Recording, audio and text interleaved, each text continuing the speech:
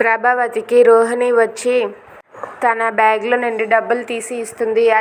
అది చూసి ప్రభావతి అయితే ఏంటమ్మా ఇది, ఇందులో డబ్బులు ఉన్నాయి, ఏంటి డబ్బులు ఇలా ఇచ్చావేంటి అని చెప్పి అంటూ ఉంటుంది. అది విని రోహిణి అయితే అవునంటీ, ప్రతి నెల ఎంతో కొంత డబ్బులు నేను మీకు ఇవ్వాలనుకుంటున్నాను ఆంటీ అని చెప్పి ఇస్తుంది. అది విని ప్రభావతి అయితే ఒక్కసారిగా చాలా హ్యాపీగా ఫీల్ అవుతుంది. నేను ఏరి చేసుకున్న నా కోడళ్ళు ఇద్దరు వాళ్ళు ఐశ్వర్యాలు కల్పిస్తున్నారు, మీరిద్దరే ఐశ్వర్యాలు కురిపిస్తున్నారమ్మా అని చెప్పి అంటూ ఉంటుంది. అది విని మీనా అయితే చాలా బాధపడుతూ ఉంటుంది.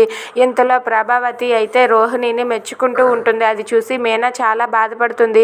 ఇక అందరూ పడుకున్నాక ప్రభావతి అయితే అటు ఇటు తిరుగుతూ తనైతే టెన్షన్ పడుతూ ఉంటుంది. అది చూసి సత్యం అయితే ఏంటి, ఏమైంది ప్రభావతి, ఈ టైంలో అటు ఇటు తిరుగుతున్నావేంటి అని చెప్పి అంటూ ఉంటాడు. అది విని ప్రభావతి ఇలా అంటూ ఉంటుంది, ఏమండి నేను ఇప్పుడు అర్జెంటుగా బాత్రూమ్కి వెళ్ళాలండి అని చెప్పి అంటుంది. పడుకునే ముందే వెళ్ళాల్సింది కదా, ఇప్పుడు ఎందుకు ఇలా అవ్వడం అని చెప్పి అంటూ ఉంటాడు. అందుకేనండి నేను బాలు మీనాని ఇంట్లో నుండి బయటకు పంపించేద్దామని అన్నాను. వాళ్ళు కానీ ఇంట్లో నుండి వెళ్ళిపోతే మన సమస్యలన్నీ తీరిపోతాయి, వాళ్ళు ఇంట్లో ఉండడమే గొడవలు ఎక్కువ అవుతున్నాయి అని చెప్పి అంటూ ఉంటుంది. అది విని సత్యం అయితే ఆలోచిస్తూ ఉంటాడు. ఇక బాలు మీనాలను ఇంట్లో నుండి బయటకు పంపించేస్తాడా Satyam? Please subscribe our channel.